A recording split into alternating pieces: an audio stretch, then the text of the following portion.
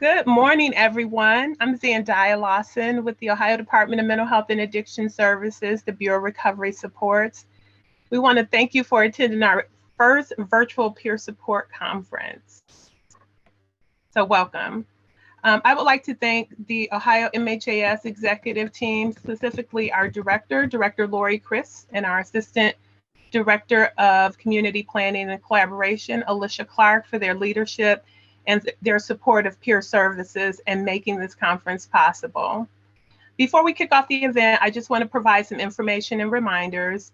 To all the participants, please use your attendee hub using the link that you received to attend this conference. You'll be able to access all the information you need there. If you have any technical issues, there's also information about how you can access the help desk for this event to get you back online and to meet your needs. There's also information in that hub that will link you to evaluation so that you can get your continuing education credits for peers. So please, again, use that hub as a one-stop shop for all things that are related to the conference, including conference materials. So we are going to go ahead and kick off the conference. Again, we're really, really excited. Our Director Chris, will provide some opening remarks, and then we will hear from Ohio's Poet Laureate, Carrie Gunther Seymour. And then finally, this morning, we will hear from our keynote speaker, Marsha Woodland, and her presentation is titled Against All Odds. So we are really, really excited. After you hear from Marsha, you can again return to your hub and select whatever sessions you want to attend for this year's conference. And again, thank you for joining. And I'm going to turn it over to Director Chris for opening remarks. Director. Good morning, Zandiah. Thank you so much for the warm welcome, and welcome to all of you. I want to thank you for prioritizing this time to attend the conference today and to really enhance your knowledge as you continue in this important work. I worked in the addiction prevention, treatment, and recovery field for nearly 20 years at the beginning of my career.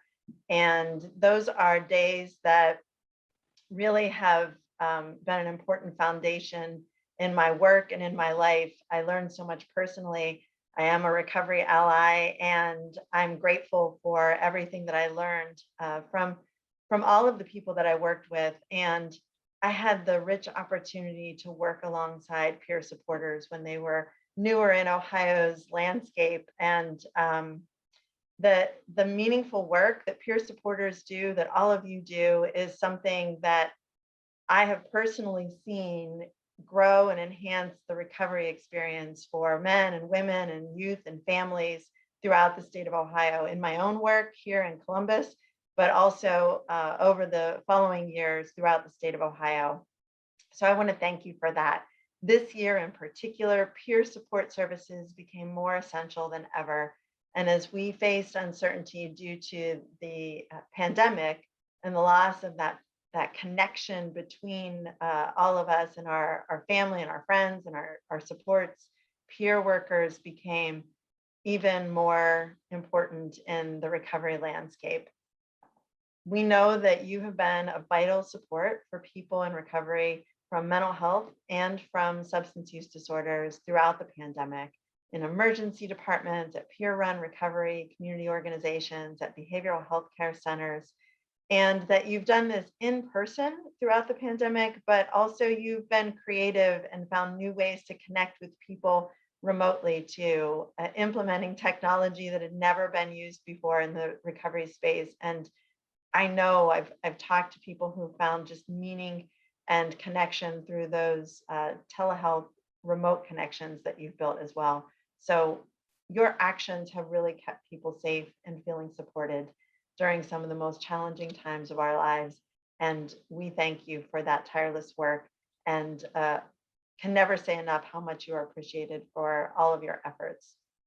So we know that peer support is an integral part of services for both mental health and substance use disorders. We are committed at the department to continuing to grow the practice of peer recovery support again, for mental health, for substance use disorder, for gambling disorders, for youth and young adults, and for families. And we are grateful that we have this opportunity to work alongside you to make these advancements in peer support in the state of Ohio.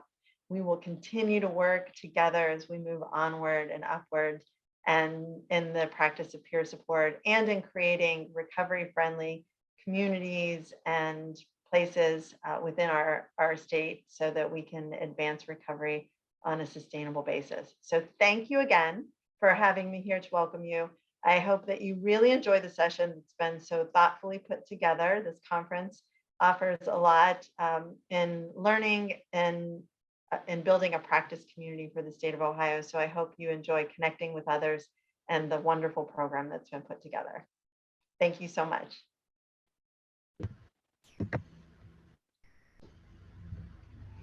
Thank you, Director. We appreciate those warm welcomes. Now we'll hear from Carrie.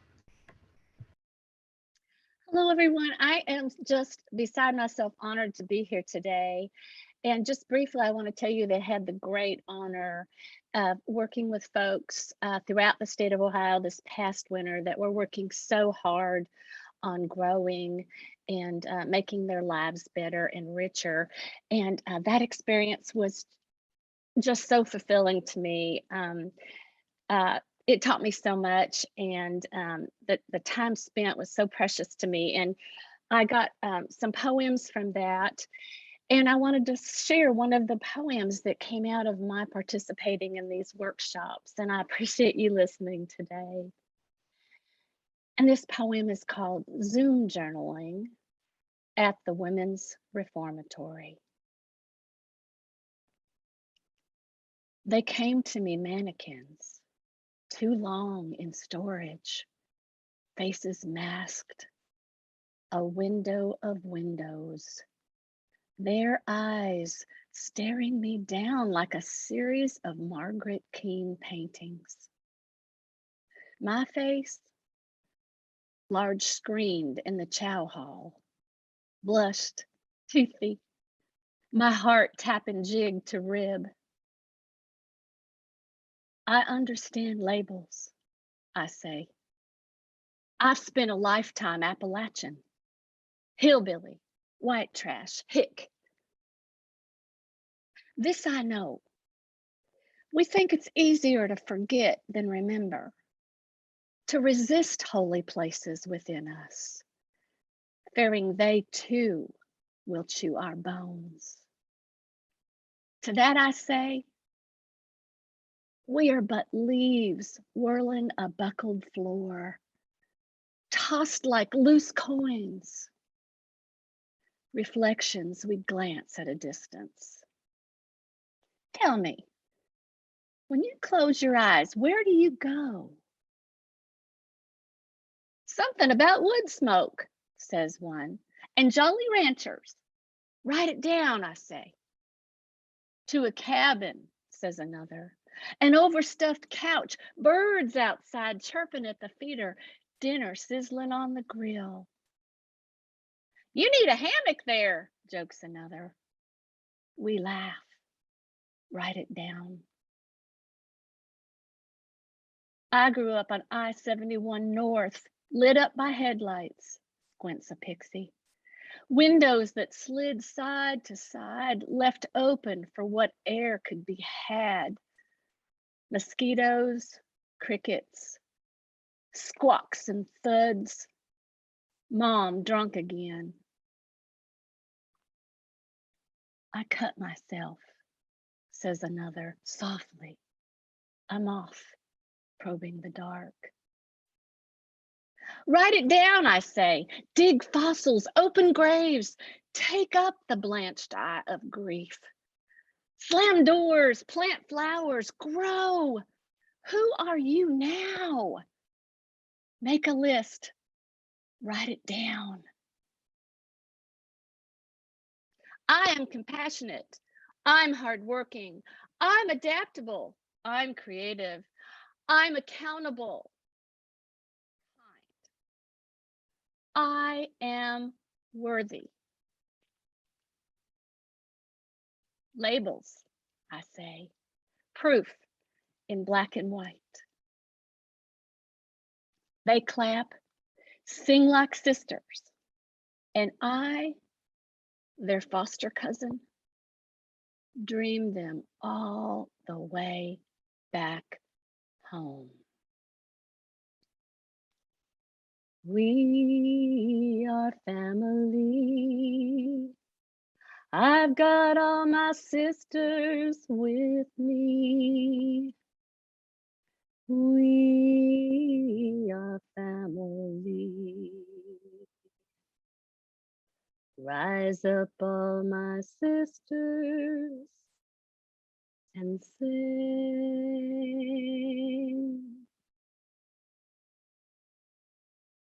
Thank you so much for the honor of being with you today.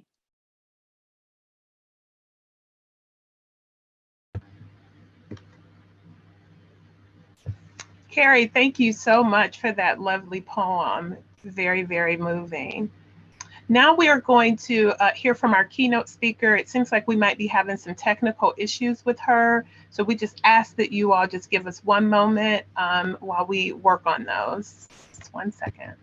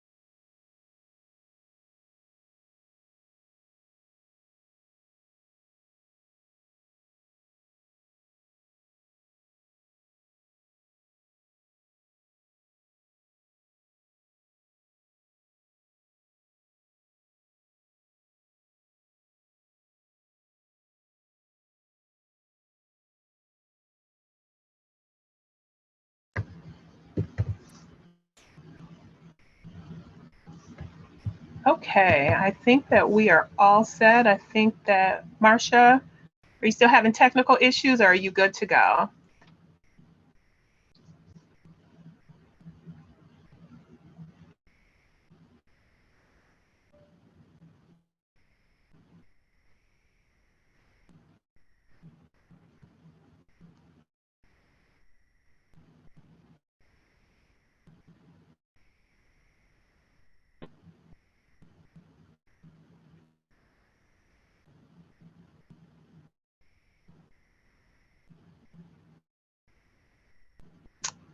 Marcia, can you hear us? You are good to go. Just unmute and turn your camera on and we are ready to hear from you.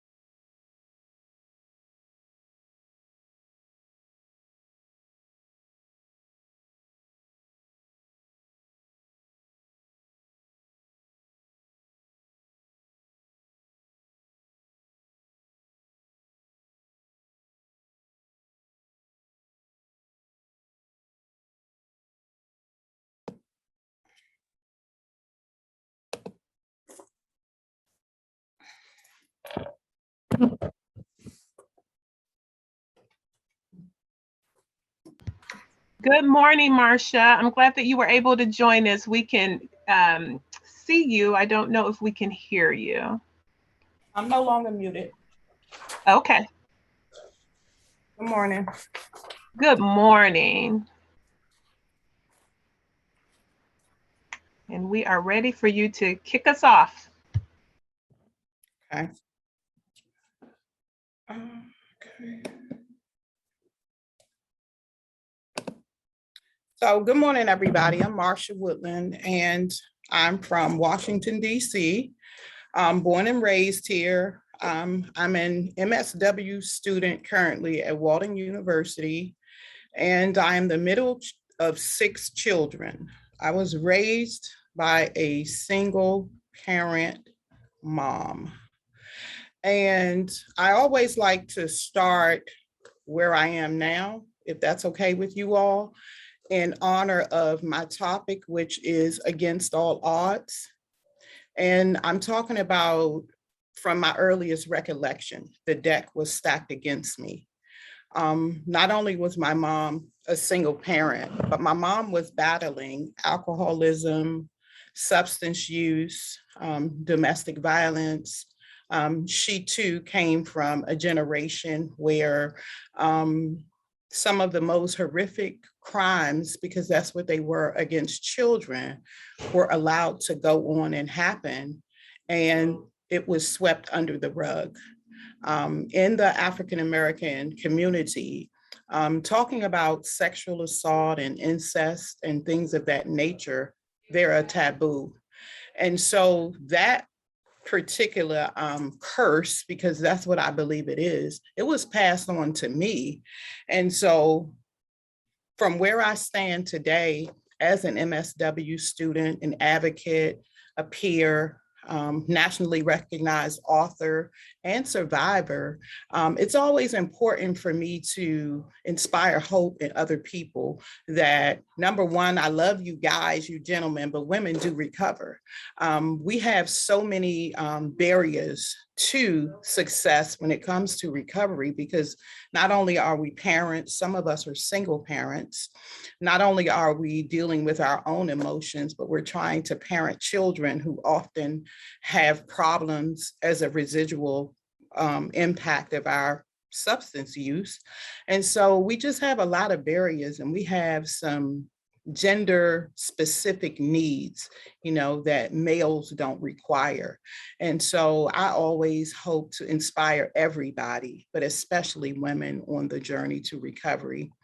And if you all are familiar with the ACE survey, the Adverse Childhood Experiences Survey, that's a survey where they have taken dysfunction, neglect, and abuse and combined it into a questionnaire to help you to, I guess, ascertain the level of your trauma before your 18th birthday. And so about 7 years ago, I would like to say, I took that survey, and the way that it's weighted is the more questions that you can answer in the affirmative, the more likely you are to ...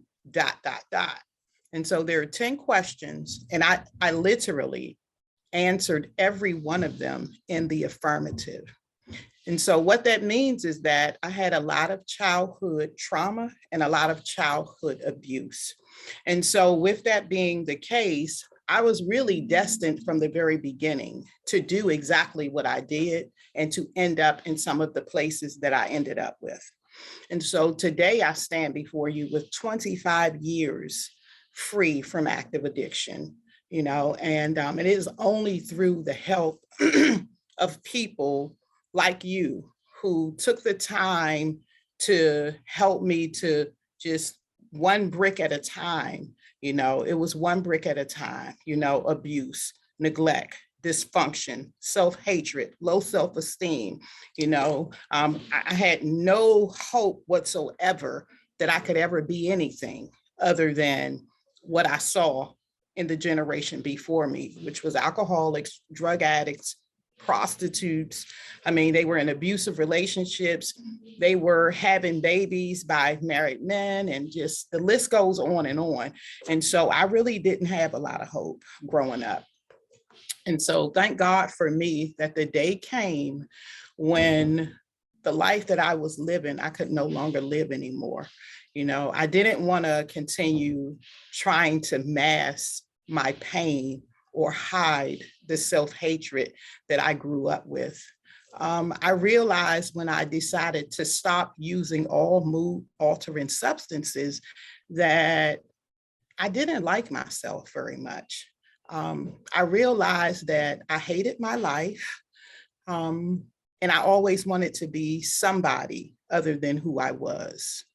And so having the courage to come to that recollection or understanding, that took a lot of courage for me. But having people by my side to help me to navigate the feelings and the thoughts and the emotions that came with that, because if you don't like who you are, you don't like where you come from, and you have no hope, I mean, what do you do with that? So that's why I say against all odds. That's where I found myself at 29 years old, you know, lost, you know, hopeless, turned out, not sure which way to go. And so thank God I came into contact with people who knew exactly what to do, and they knew exactly what to say. And what happened was, where there is hope, there is possibility. You know, I gained hope from working with people. I gained hope from people educating me about what, where, why, and how. You know, I finally understood why I was who I was.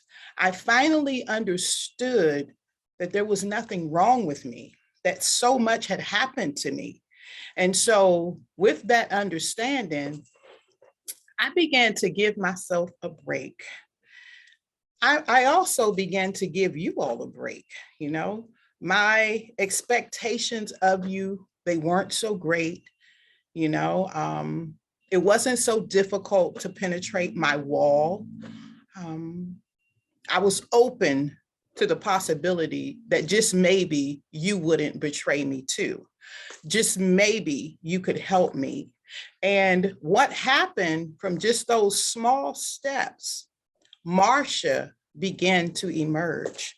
The person that I was always supposed to be just started to come alive, you know, addressing, well, first of all, identifying my trauma, and then addressing my trauma. It literally like kicked the door to possibilities wide open. You know, there was a time on this journey that I found myself standing before so very many possibilities that I didn't know which one to take. You know, I've pretty much done just about everything that I'm proud of, afraid. I did it afraid, you know, because I don't come from a place where any good thing happens. And so when something good happens for me, I'm afraid that it's going to go wrong or go awry. And so, but I've been doing it afraid, less and less afraid, of course, as the years go by. But I do it anyway. I go anyway, you know. I'm at the point now where I'm able to stand in the face of anxiety, depression, panic disorder, all of those things, and go after what it is that Marcia wants. And people ask me all the time, like, Marcia, how were you able to do that with a perfect 10 on the Adverse Childhood Experiences survey? That means that just about everything that you can imagine prior to someone's 18th birthday, anything that you could imagine, it happened to me. But here I stand, you know. The people who worked with me over these past years, they empowered me. They educated me first about who, what, where, how, and why, you know, why you do the things that you do, Marcia, how the things that happened to you, how it impacted you. They empowered me by helping me to have self-determination. You know, for so long, I tried to follow the path that this person thought I should follow, or live up to this person's expectations, or please the person I may have been in a relationship with. I never really knew who I was or what I wanted. And thank God that I worked with people who valued me and respected me enough, you know, to, while they were the experts, they allowed me to have a voice and some say so in the process. And so for a person like me to be treated as such, that was absolutely amazing, because I come from a place where you're seen and not heard. You know, you speak when you're spoken to. And so to have some say so, and coming from a place of abuse and neglect and dysfunction where you're powerless, you have no say so about anything. Who touches you, when they touch you, how often they touch you, where you're going to live, where you're going to sleep, you know, to come to a place in life where your voice matters the most. Wow. It's indescribable. I still get emotional when I think about it. And it's been a really, really long time, because I believe that was the turning point for me. You know, being able to say, no, actually, I don't want to do that. I actually don't want to go there, you know, or I don't want you to touch me, you know. That's not something I've always been able to do. I was what they call in recovery a people pleaser. And so when people ask me how I've been able to journey on this far, you know, I know that some of them are looking for some philosophical or scientific answer, but the truth of the matter is human connection, building a rapport with people, feeling like you were genuine and I could trust you. That was big, because everybody that was supposed to care for me, they violated me.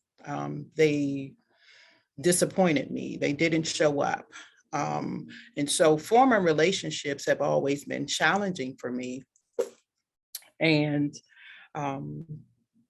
being on this side, you know, of the equation in my life versus the other side, you know, it's hard for me to say this, but I can't imagine that I would have gotten the support and education and the tools and the skills, you know, to be who I am right now, had I not gone through some of those things. And so I don't regret any of it, because I really, really love the life that I live today. I love the person that I am. It's amazing to have the opportunities that I have to give back to other people, even if it's just a small portion of what was given to me. My story was written for me, you know. I really had no say-so prior to 25 years ago, because I was doomed to be nothing, you know, and that's the title of my first book, Doomed to Be Nothing. You know, when you are born into a family or a generation where it's okay for grown men to bother younger siblings and nothing is said or done about it, when you're born into a family or into a generation where it's not against the law for a man to beat a woman beyond recognition, you know, like you don't grow up feeling worthy of much as a woman. And so I had to battle those demons for a very, very long time. And the only way that I knew to do that early on was self-medicate. That's what I did. And so unfortunately for me, I lost my mother to the disease of addiction.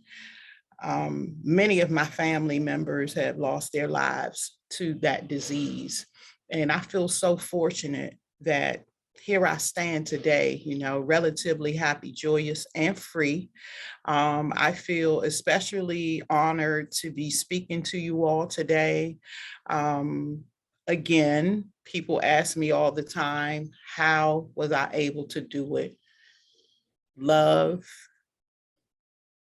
understanding, and I feel like being misunderstood doesn't get the recognition that it should, because when a person feels misunderstood, that's like muzzling them, you know? Why even share or talk about what's going on with you if people are going to turn around and make out of it everything that it's not?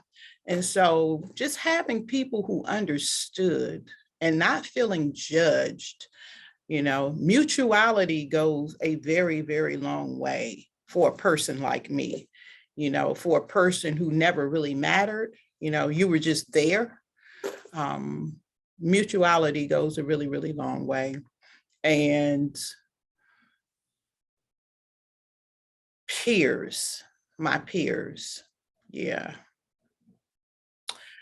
The clinicians, the psychiatrists, the social workers, all of those pieces, they work together, but it's nothing like having a peer, someone who's brazed the path before you, someone who shares some, if not many, of the experiences that you've had, and someone who's knowledgeable about the path that you're on. It's just something about not feeling alone that made all the difference in the world to me. And then on the flip side of that, it feels amazing to be that to someone else. In the 12-step program, they say you can only keep what you have by giving it away. And that's what I've been doing for 25 years. And it is absolutely incredible. I know that the theme is moving onward and upward, I believe, for the theme of the conference. And I can honestly and truly tell you that is the story of my life. I started out an eighth grade dropout with very serious anxiety and panic disorder, to the point that I wasn't comfortable being on an elevator with a male. I wasn't comfortable walking in a stairwell with a male. Anything that challenged me would send me into a panic attack. I went from that to getting on and off airplanes and flying all over the world, speaking on stages before hundreds, thousands of people, and going back to school, getting my GED, getting my bachelor's. Now I'm pursuing a master's, you know, founding a nonprofit and co-founding another nonprofit, both of which are doing really well, to standing before you today. And so when I say against all odds, I really, really mean it. And I'm not sure who may need to hear this. If you're working with individuals like Marsha Woodland, please know that where there is breath, there is hope. And please understand the value of the role that you play. It may not look like we're listening. It may not look like we're getting it. It may not even feel like you're doing a good job, but please know we don't forget how you make us feel. We never forget that. We might forget what you said, and I think it's Maya Angelou, that's her quote. And it's really, really the truth. You know, when you come from a background like mine, it is oh so important to feel like someone cares. It's oh so important to feel like you have a partner in your healing, you know. Don't give up, you know, keep fighting, keep pushing, and take good care of yourself, especially for providers. Take good care of yourself, because without you, there would be no me. I've had the fortune of standing in rooms and speaking to crowds where my providers from 25 years ago, they were in the room. That was the best feeling in the whole world. And I hope that they understood in that moment. And I know I was an incredibly difficult person to work with because I didn't trust anybody. I didn't have a lot of hope that anything good would happen for me. But I hope that they knew in that moment that their work was not in vain. Another thing that I would like to say is that everything doesn't depend on you. Everything doesn't do your part, whether you're a peer or a provider, do your part. And then all of the dots will connect themselves. I think that sometimes, because I'm embarking upon that road right now as an MSW, we just have to know what our role is, stay in our lane, and be who it is we're supposed to be to the individuals that are assigned to us, and allow the process to run its course. Without a lot of different moving parts, I can confidently say that I wouldn't be sitting here. I would not be the person that I am. No one person could have helped me. No one resource could have helped me. It was all of those things working collectively that helped to shape and mold and nurture the Marsha Woodland that stands before you today. And so if you're not sure, for the person that's on the journey to recovery right now, if you're not sure if you want to be here, if you're not sure, what tomorrow holds, that's perfectly fine.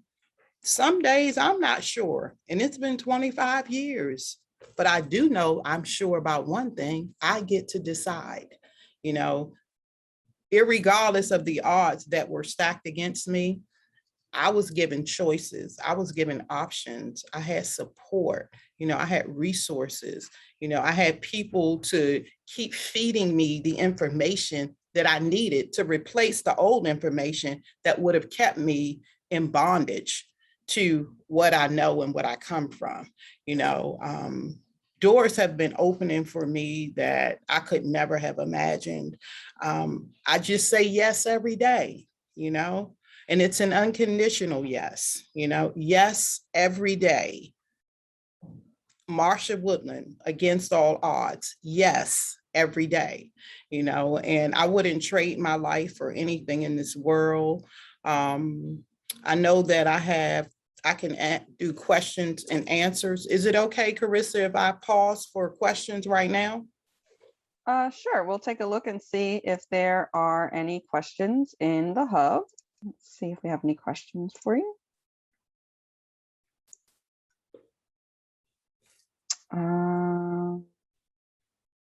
So someone is asking, thank you for sharing your truth with us, Marsha, should be Marsha. I really resonate with a lot that you shared, but my question to you is, if you can put, oh, okay.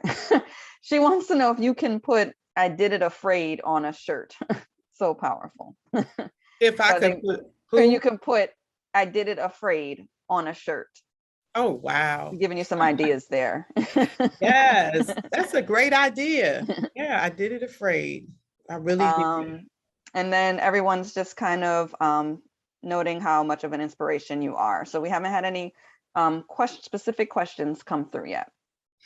Okay, and then I would also like to share with the group that thank God that recovery is a process and not an event, because you get to do it over. You get to get up every day and try to do better than you did the day before. And, as I embark upon this new journey that I'm on right now, I have to battle with being the person. I used to be the person that I'm now serving, and so sometimes it's challenging for me to have boundaries, which I'm going to have. I can identify so much with the people that I'm serving now until it's so difficult. Thank God I'm interning, so I'm learning, because I'm looking at me. I'm sitting across the table from me, and I thank God for trauma-informed care. I thank God that an evidence-based model replaced the therapeutic community model where people are humiliated for having a condition. People are broken down and said to be put back together. And like when you come from a place like where I come from, that's the last thing that I need. So for all of the trauma-informed providers out there, I salute you. I salute you. I would not be here if it wasn't for you. I wouldn't be here. I'm frequently invited to places where they're phasing out the therapeutic community model. And for those of you who don't know what that is, that's the model that kind of resembles some of the things that can go on in some NA meetings where they tell you to shut the F up, sit down, you don't know nothing, and stuff like that. And so, I'm just so grateful for the advancements in this movement, the substance use disorder and mental health movement, because people are being labeled non-compliant, or she doesn't want to try, or she just want to keep using. No, that's not true. That's not true. But if this is what your help looks like, then no, thank you. Sometimes help hurts. If I come to you and I leave your office feeling lower than a footprint, that's not about me being non-compliant. That's about your help hurting me. And so, as providers, and I'm talking to myself too, as providers, we have to check ourselves at the door, and we have to know our own trauma so that we don't exacerbate or cause further harm to the people that we're supposed to be helping. And so, I'm just so thankful that I've already lived the other side of this. And, I'm so thankful that I get to be on this side now. And I'm going to continue to be a champion for survivors, for people who are, trying to have a life after addiction, after abuse. I'm going to continue to be a voice and a champion for them. I'm just excited, to be here, and I'm excited to be back with you all again tomorrow as well. I want to pause again to see if there are any questions or comments. Hi, yes, we have a question from Anita, and she said, how did you break into trusting people who were helping you? I was wondering what I can do to gain the trust. How did I break into? Well, I think it happened in a treatment center. I just could not function as the other people were. I couldn't be around a big group of people, but it was required that you do this every morning. You go to this community room, but I couldn't do it. I had seen so many people get shot in my neighborhood until I just didn't want to be around a lot of people. And the guy, he allowed me to participate from my room for about 3 or 4 days. And he wasn't mad at me. He didn't see what I was going through as some manipulation or tactic to, I don't know. That was the beginning of me feeling like that just maybe somebody could help me, because I don't know if he understood what I was going through, but he understood that he could probably make or break me at that moment. And so for 3 days, he allowed me to participate from my room in writing in a journal. And the 4th day, every day I wrote in this journal, and at the end, I wanted him to read it. And he said, oh no, I don't need to read it. Go back. He gave me something else to write the 2nd day, and I was excited. And I asked him, he said, no, I don't need to read it. And then the 3rd day, I said, this guy is starting to irritate me. I want to go to group now. So he kind of manipulated me into wanting to go to the group. And the 4th day, I ended up in that group. And then I ended up being the group leader some kind of way. I don't even know how it happened, but just the fact that he was able to deal with me where I was, that's what made me trust him. You know, everybody is not on the same page. There is no cookie cutter approach to this journey. And sometimes our rules and our policies, they hurt people. You know, we cannot assume that every person that comes to our program is going to be able to do and navigate like everyone else. Sometimes there's going to have to be some flexibility. Thank God it was flexibility for me, or I would have left. There was no way I could sit in a room with all of these people. And if you come from a place like where I come from, that means that there are rapists in there, murderers in there, child molesters, robbers, all of that sitting in the room. I just couldn't do it. And so that's how I was able to begin to trust. We have a few questions about your books or book. Do you have more than one book? One of my books I wrote by myself. Another book I wrote with 4 or 5 other people, and it's a domestic violence guide.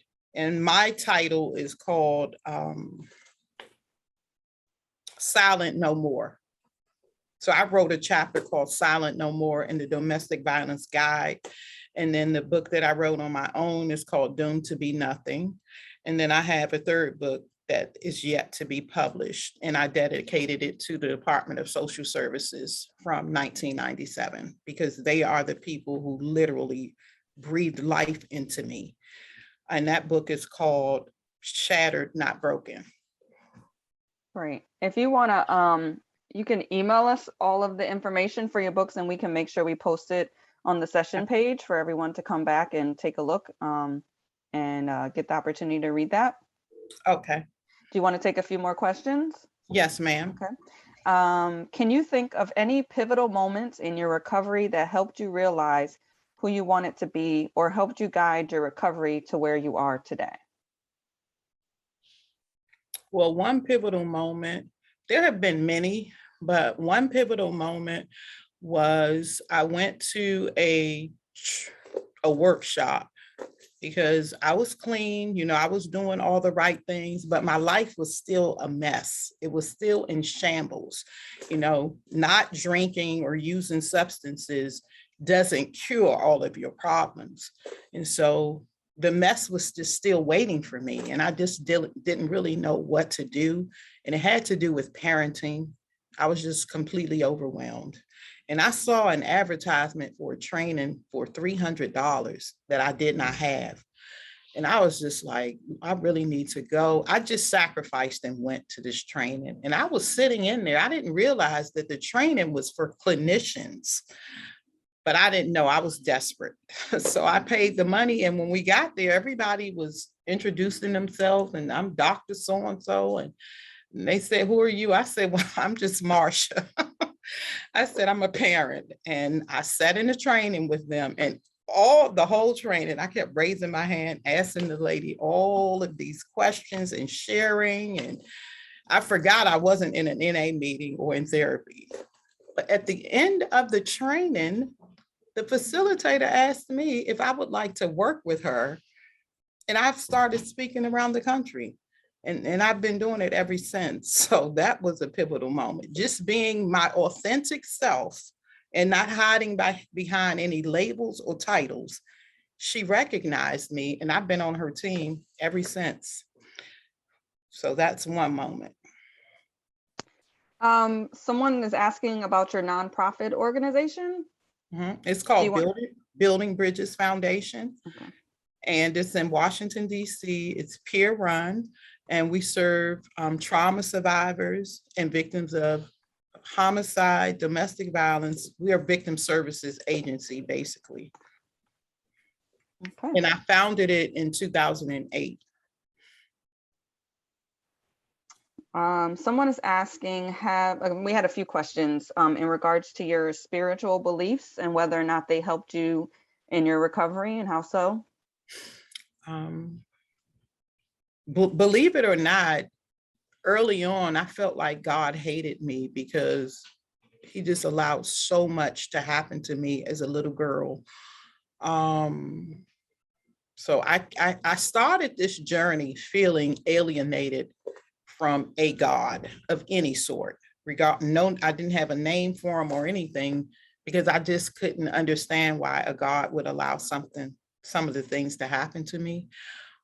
But it was the people who were helping me and working with me. They kind of led me back to God. And so I'm a Christian, but my spirituality, more so than Christianity, is what keeps me, because Christians can be very judgmental. The Bible is pretty black and white. And so I don't always fit there. I love the Lord with all my heart, but spirituality is my biggest support. Yeah. Okay. Let's see.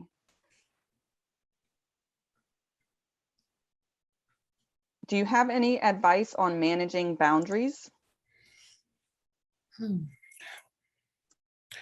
I mean, without doing that, I would be pretty miserable in my personal life. Managing boundaries in my professional life, it has been challenging, because again, I do everything afraid. And I never want to do anything to mess up, some of the amazing opportunities that I have. But God is so good and he loves me so much. He continues to put me in situations where I have to advocate for myself. I have to draw a line in the sand, and I have to be assertive, and that's kind of tricky when you're an African-American woman, especially living in Washington, D.C., where they like to color you an angry Black woman. And so it's really challenging for me, to do it, but I definitely have to. Okay. Let's see.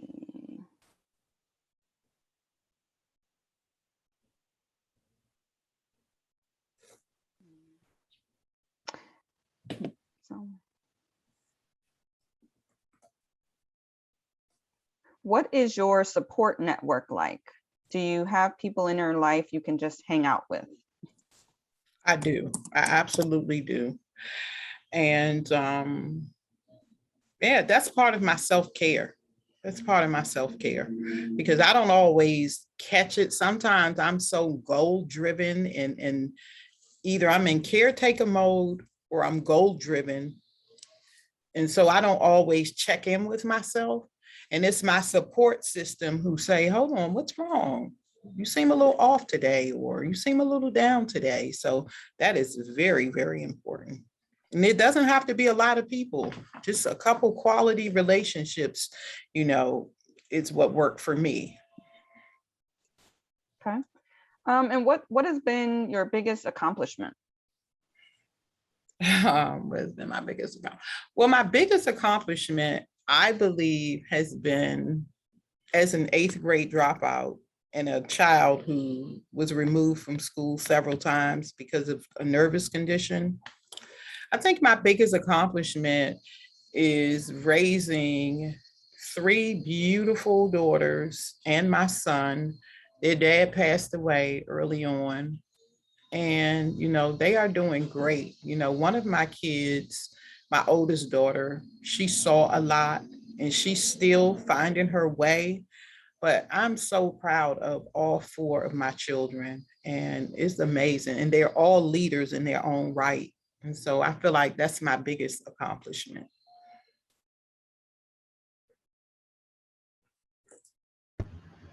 Marcia, this is Zendaya. I just wanted to ask a question. Early on, you talked about dedicating one of your books to social services. And I was just wondering if you could talk a little bit about that. I think we talked about this before. And you just talked about how being involved in that, with that organization, and how you were fighting against them at one point, and then you realized they were there to help you, and just the impact of how that organization helped you. So I was wondering if you could just chat about that a little bit. We're Yeah. moving toward family peer support in our state, and I think that, you know, working with child welfare is so important. And I just, again, was wondering if you could just give us some information about that. Yes, ma'am. So basically, if you could envision reaching out to someone in your head and them smooching you or slapping you, I feel like I was in fight, flight, or fright mode by the time they came into the picture. And at every turn, I was just doing something irrational or stupid because I just was afraid. I was just afraid, you know, and I didn't trust anybody. But for some reason, these people, they didn't get irate with me. They weren't rude with me. They just kept saying, Miss Woodland. First of all, nobody called me Miss Woodland. And they were just saying, Miss Woodland, we're here to help you. You know, Miss Woodland, we got a call about you, but after coming here, we're more concerned about you than your children. And so that was the beginning right there. And then I was fully, you know, I told you I was in a posture to, you know, I was ready, but there was never a need for that. And so eventually I just dropped my guard, you know, because they kept talking to me in a way that was just getting my attention. You know, they were saying things like, we don't want to do X, Y, and Z, but here's what we need you to do. And here are your options, you know? So I was like, wow, you know, it just was so different from what I expected. It's like they wowed me. They wowed me right on down to the mountains for 90 days. Then they wowed me into another program for 18 months. And then they wowed me into a job training program. And then right around that time is where services terminated. But like, I think those were my first healthy relationships with those people. Yes.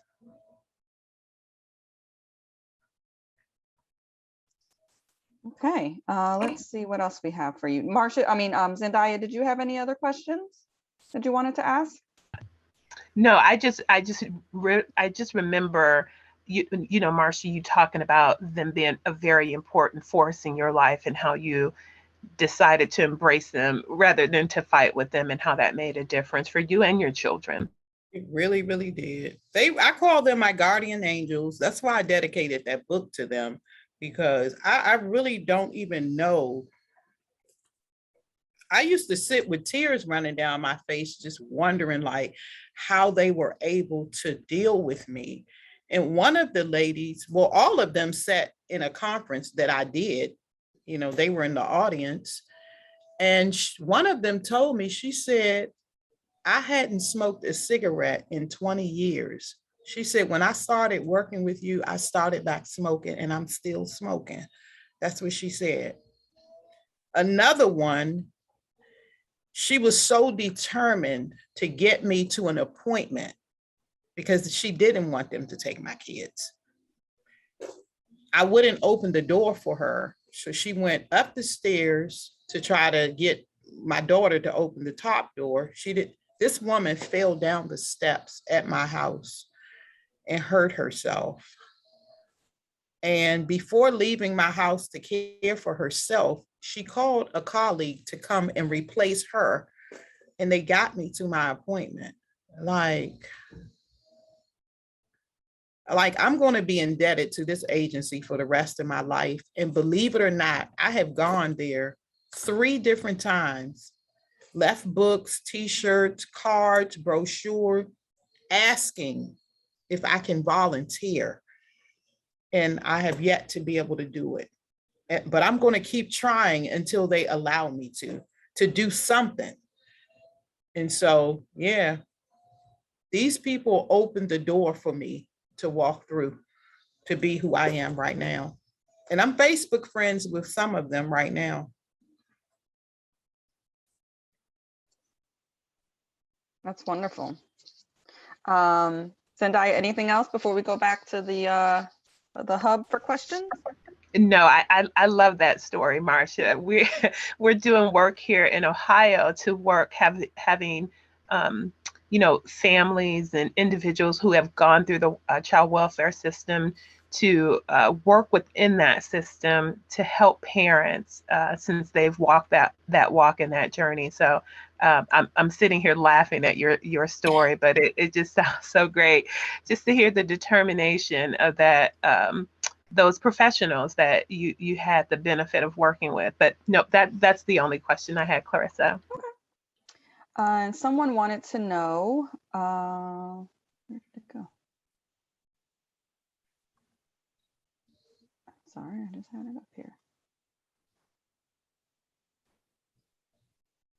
Oh, you said it is better to ask what happened to you. Can you expand on that a little? Well, I think that as a provider or even a peer, when you're working with someone, sometimes you only get one shot, to engage them. You only get one shot. So asking me what happened versus what's wrong with you, you're more likely to get a response to engage me asking what happened, because there was nothing wrong with me.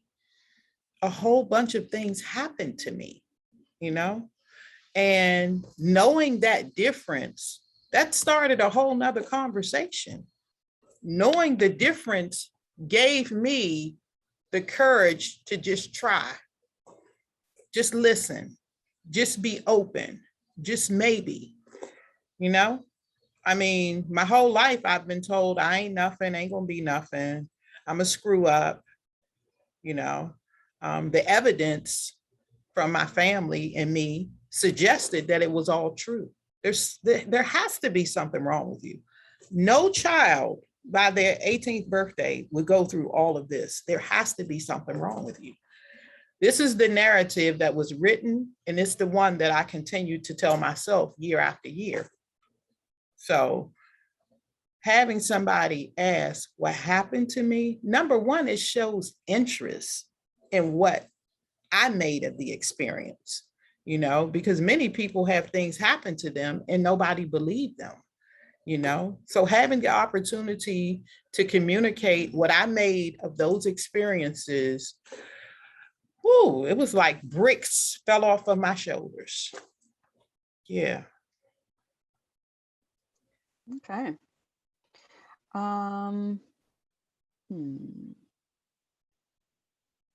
Does being watched as a role model and peer that speaks around the world ever become challenging for you? No, not at all. Other than I told you all, I do everything afraid. Other than that, I'm going to do it. It doesn't matter. But no, it doesn't. It's never challenging for me. I feel honored to do this. Absolutely honored. Okay. Let's see. How long did it take you to start talking about your trauma, and how do you feel sharing it with others? Believe it or not, I've always spoke about it. I've always spoke about it. I've always acknowledged that I had it, but it wasn't until I met Dr. Joan Galeese from SAMHSA, the person who was doing that training that I told you I went to. It wasn't until I started working with her that I started to, break it apart and put labels and names and stuff to it.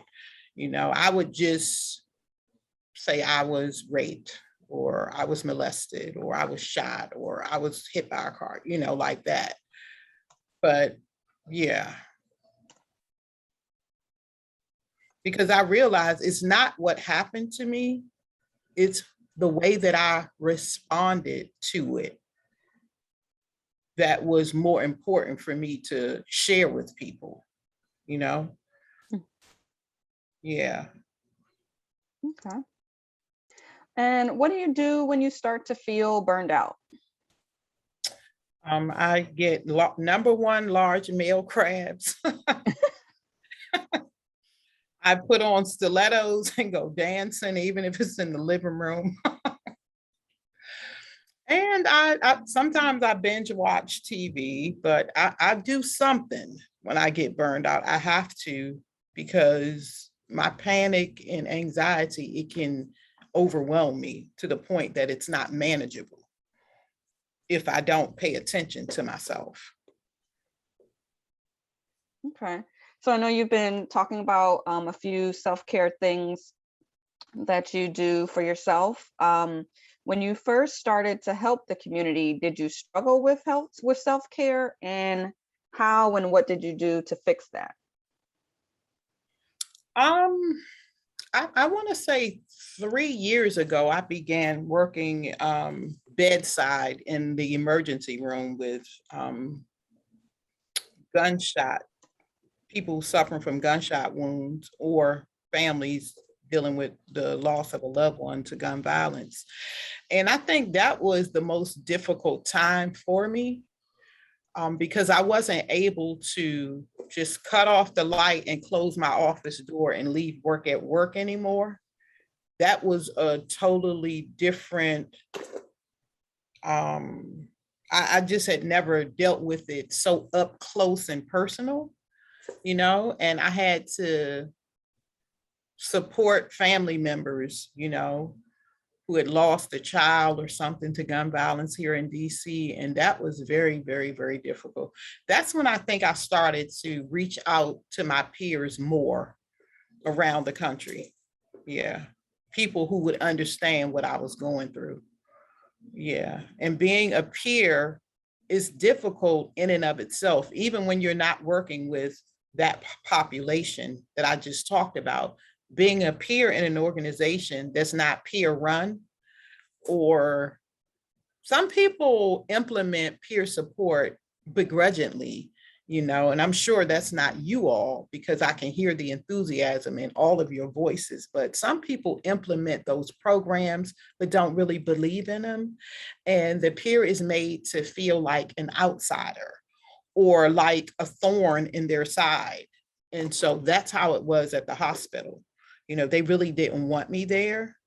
Yeah, they didn't want me there, but the mayor put me there. My organization, Building Bridges, was placed there by the mayor.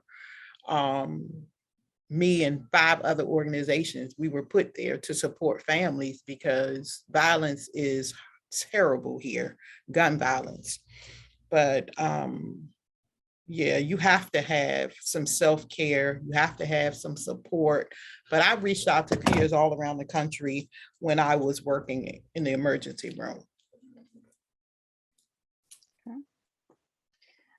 Let's see, this question goes in a little different direction. Did you ever have any criminal charges that were roadblocks to attaining your goals? No, I haven't ever had any, but I told you that I co-founded an organization, and that organization offers second chances to returning citizens. And it's a welding program and an adult basic education program. And welding is a friendly career for people who have, contact or a past with the criminal justice system. So I do know the difficulties that a person, with charges can face. And so that's why, again, I feel very, very proud and honored to be working in the other organization as well, because we literally get to watch people change their lives. I mean, literally. People who've been in jail for 20 plus years get out of jail and not recidivate. They buy houses and start businesses and all of those things. Yes. Someone is saying, I'm glad you had positive experiences with children's services. A lot of my clients haven't had good or beneficial working relationships with CPS. How do I effectively help them navigate that? Well, for one, because I know a lot of people who haven't had that experience, and that's not my only experience with CPS. And that's the reason why this one is so very important to me. So I understand exactly what you're saying. However, I believe that it is very important to note that the CPS worker has the resources and the keys that could unlock doors that may not ever open for you. I tell people all the time, they're not the enemy. And as a CPS worker, it would be important for that person to understand that we're not the enemy. It's just two different worlds colliding, if you will, because nobody is going to volunteer to have a case opened against them at CPS. Nobody's going to do that. But since we have to work together, there needs to be an understanding, manipulation, coercion, threats, none of those things would have worked for me. So if your clients are working with CPS workers who use those tactics, then that's just not a good fit. It's not always the client that's the problem. Sometimes it's the CPS worker that's the problem. And so I write very, very well, very well. I will write a letter in a minute. So that's what I've always done. Prior to this 25-year journey that I'm on, I will write a letter. Yes. And if I feel like someone isn't treating me right, especially if you're in a professional role, I'll write a letter or I'll call your supervisor or something. But they're not the enemy. And where I'm trying to get, or the doors that I need open for me, they have the power to unlock those doors. They have the power to help me to keep my children. They have the power to help me to be able to keep my roof over my head and all of those things. And so your clients, it will behoove them not to keep those things up front. You don't have to like the CPS worker. You don't. I work with a lot of people even today that I really don't like, but they don't know that I don't like them because they help me to get people to the next level or the next step. And that's my primary purpose. It's not about me.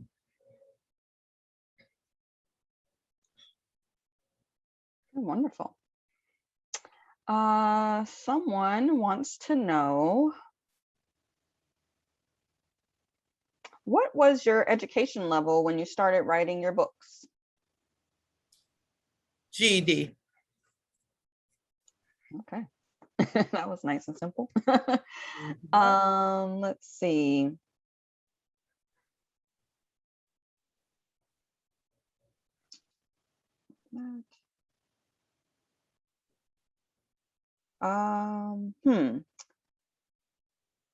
Okay, what is your biggest fear today, if you still have any?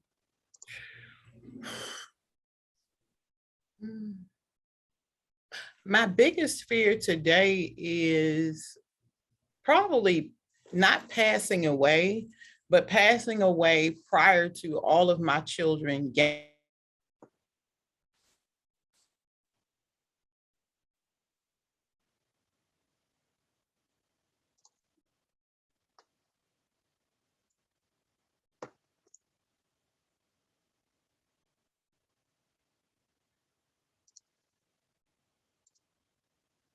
My oldest daughter has a family of 3, but she's the one who was impacted the most by my past. And so she has an uphill battle still, but that's my biggest fear. I just want them to be able to stand on their own 2 feet and be self-determinant, if something happens to me. Okay. Do you ever face the feeling of compassion fatigue?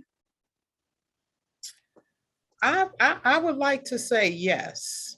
I probably don't know when I'm having compassion fatigue, when it's happening sometimes, but I do realize after a day or two of just resting and relaxing, like, wow, no wonder I was so grouchy, or no wonder I didn't really want to talk on the phone or be bothered, or, why my mind kept wandering while the person was talking to me, or, yeah.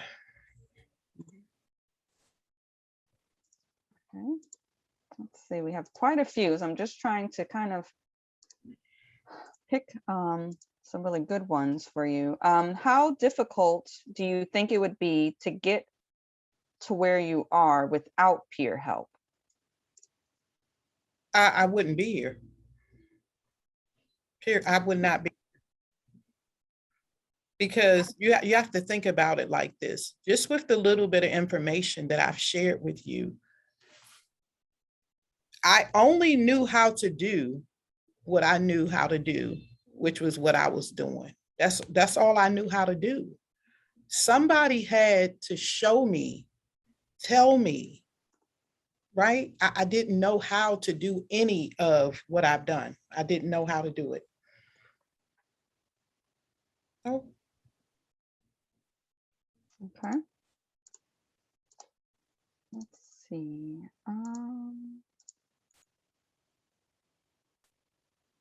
What did you tell yourself to motivate yourself to do the things that you were afraid of? I have nothing to lose. I mean, I've already been to the bottom. I can't go any lower, so I'm just going to try. Okay, that's very helpful. I mean, it is. I know it is. It definitely is. It's a good way to kind of think about it. Nothing to lose. Let's see.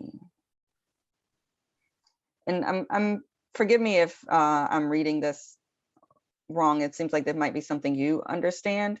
Also, how do you deal with personality over principle in situations that you are powerless over?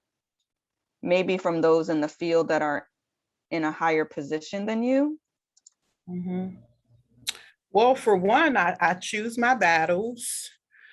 And two, it's so important to me to be a good representation of Marsha. And so most of the times, principles over personalities, that's pretty much what I live by. A lot of people ask me all the time, like, how can you work with her? Or how can you keep talking to her? Or, well, for one, I know that a lot of stuff is not personal. A lot of times it's not even about me. Something's going on with that person. And, I just have to remember that, or I'll be picking up other people's baggage all day long, every day, as if I don't have enough of my own. So, I'm just real careful not to, that's not mine, So that's how I do it. I bob and weave all day. It's not mine. That's yours. It's not mine. And I just go on smiling about my day. Oh, that's how you have to do it. Yes, Take on your own stuff, not anybody else's.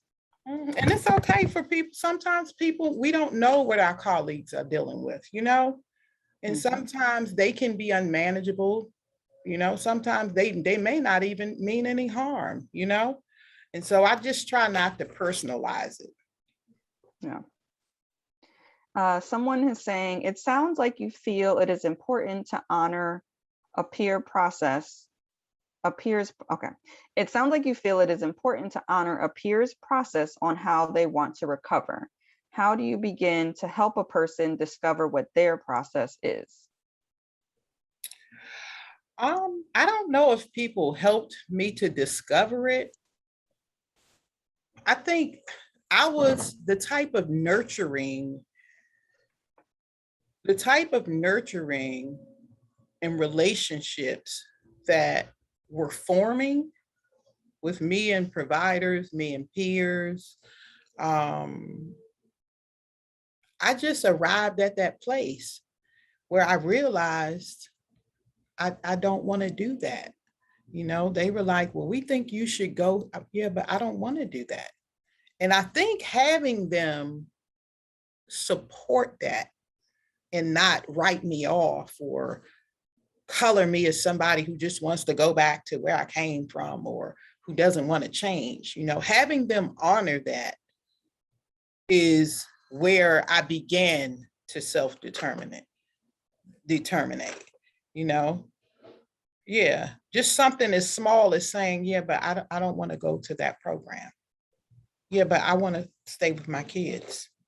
You know, having them honor that is where it all began.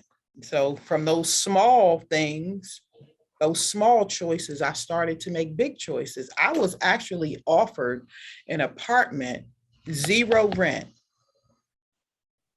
after the 90-day program. And I said, I don't want to live there. I don't want to take my children there. And the lady, she looked at me and she was scratching her head and she said the meanest things to me, which I won't repeat. Basically, you're nothing, you have nothing, you can't be choicy. I said, well, I don't want to go there. I don't want to raise my kids there. They were selling drugs. There was always the police. They were shooting people. I don't want to live there, even if it's for free. And I didn't do it. I didn't have anywhere to go, but I know I don't want to go there. And so it was just small things like that. And that's how this monster, Marsha, emerged. Okay. Well, we are nearing the end of the session. So I want to just say thank you so much, Marsha, for sharing your story with us. We did get a lot of questions in for you that we can share with you post-session. And then we can also gather your information regarding your books and share that with all of the attendees so that they have it. And then with that, we're just going to, again, say thank you for your time and hope everyone has a great rest of the conference. You can now go up to the top of your screen and click home, and you will be able to select your next breakout session, which will begin shortly. Yes, Thank you so much, Marsha. Marsha, thank you so much. This is Zendaya. You have inspired me greatly. I've taken so many notes based on, what you said, and you are very much an inspiration. And again, I thank you for being the keynote for us today and kicking off our conference to a good start. Yes, ma'am. And I'm always here. I'm just an email or a phone call away.